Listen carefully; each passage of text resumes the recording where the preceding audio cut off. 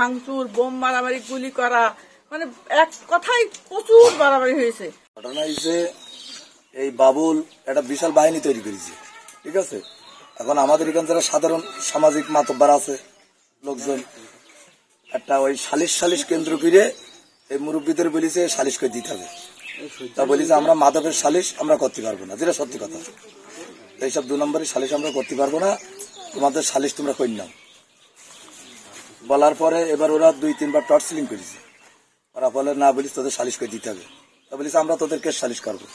আমার ভাই তাতে একজন আছে, শফিকুল ইসলাম, আর আতি আমার শাস্তি ভাই। ওরা বলিস তোদের সালিশ তোরা করে নিয়ে আমরা সালিশ তোদের করে দিতে পারবো না। বলার পরে ওদের বাহিনী চারিবারে রেডি করে রেখে এই জিনিসটা নিয়ে মনে করেন আজকে 15 দিন মতন হবে, তাই তো আন্দোলন চলছে। এই সালিশটা কেন্দ্র করে 15 দিন আন্দোলন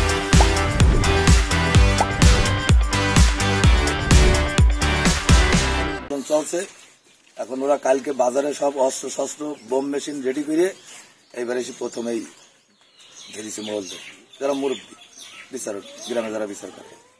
এবারে আমার আতি ভাই শাস্তি ভাই এর তো প্রথমে একদম পাঠিয়ে ফেলেছে, পাঠিয়ে ফেলে ঠ্যাং একদম মনে করেন তুষ করে দিতেছে। আর আমার এক মামা আলা, ওরা দুজন বসেছিল।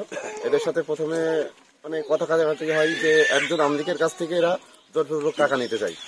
এরা 2 জন বাধা দেয়। বাধা দেওয়ার কারণে প্রথমে এদের মারতে আসার পরে আতি কাকারা এরা সবাই পাশে আরেকটা দোকানে দাঁড়িয়েছিল।